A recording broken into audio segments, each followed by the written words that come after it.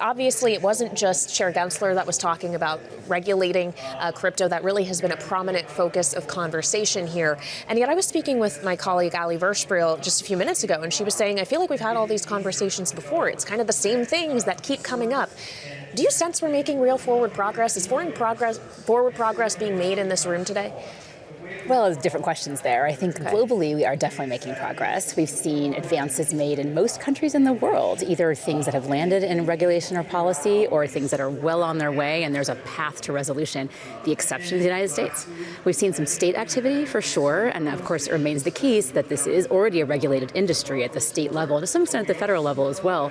But yeah, there's a sense of deja vu. Here we are in November. Last year this time there was a big bill about market structure that was up. Yep. This year, same situation. It does lead us to ask, are we going to be here next year at the same time with maybe not having resolved these questions?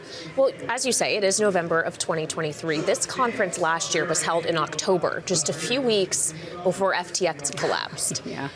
Is that shadow still hanging over this room and this industry, knowing that he has now been found guilty of all 7 counts of which he was charged, Sam Bankman-Fried we're talking about here, and yet what Chairman Gensler was just speaking about there was this idea of trust.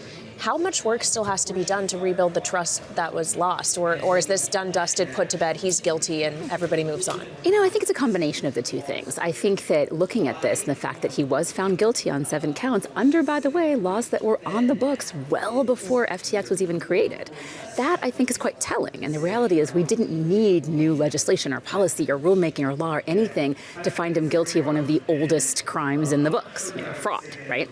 And so to that extent, I think that is done and dusted. And the idea that fraudsters are going to get caught. This is activity that should not be encouraged, should not be engaged in by anyone, because you will get caught and you will be held accountable and guilty for your crimes.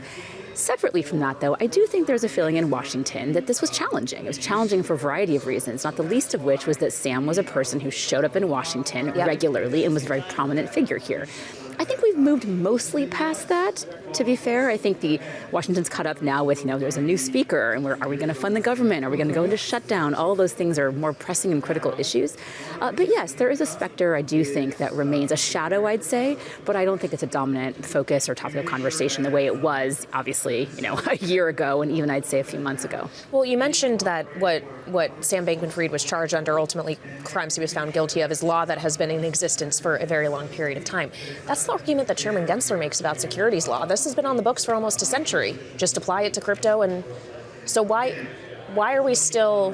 does it work in some cases and not others, I guess is my question. Because I think fraud is a particularly human act.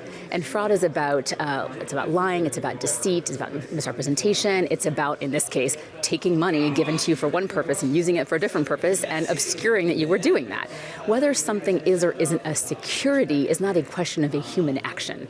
It is a question of how do you classify an asset that did not exist 100 years ago by definition. It didn't exist 15 years ago, So how do you make sense of that? And how do you reckon with the fact the economy is becoming more and more digital, and we're going to have to wrestle with new technologies? AI is coming for us. I'm so glad you brought that up, because I was going to say something else that hadn't really happened yet this time last year when this conference was being held was ChatGPT and AI boom that has since taken over all of our thought. How are these two industries going to intersect? How should they be working together? And is there danger in that until more firm regulation are in place for both things? Well, it's interesting to me to see how there's this call for action around AI, and we have to regulate it. We have executive order. We had an executive order in digital assets and crypto, right? Similarly optimistic and hopeful about the promise of the technology. Nothing necessarily came of that in terms of productive legislation that got through Congress. Is that going to be different with AI? I'd count me a skeptic, honestly, Kailey, based on just what we're seeing in the ability of this Congress to get anything about technology through in particular. The technologies do intersect. It's important to note that a blockchain can actually be a hedge against some of the concerns raised about AI, whether it's algorithmic bias and exclusion, whether it's a lack of transparency. Those are problems a blockchain's designed to solve. And we heard at this very conference multiple examples yesterday all about how AI and blockchain can connect and how tokens can be a mechanism for ensuring clarity, transparency, security, security, accuracy, and safety within those systems. Are there barriers, though, that stand in the way of that kind of cooperation between these technologies? I think not unlike big financial institutions who all have quiet blockchain and token projects that they're just waiting to release into the wild once there's some regulation, there's a lot of blockchain AI collaboration happening. Not all of it is very public. Some of it's not ready for prime time for the market. But in some cases, I think folks are waiting to see what will the regulatory landscape look like around these two technologies, and particularly around their intersection. Other than AI, what kind of a new development or new implementation of technologies is the Crypto Council focused on right now?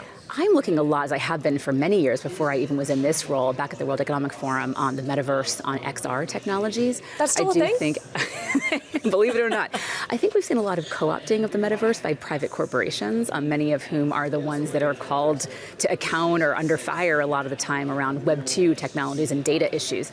I remain committed to the proposition and the prospect that the data here, like the data play, the data architecture is the critical innovation here, more than anything else. Financial services is a layer on top of that, but until we figure out what our positions are philosophically, politically, and certainly legally around data and its use, how empowered do we want creators and owners of data to actually be? How empowered do we want corporations that try to exploit that data to be?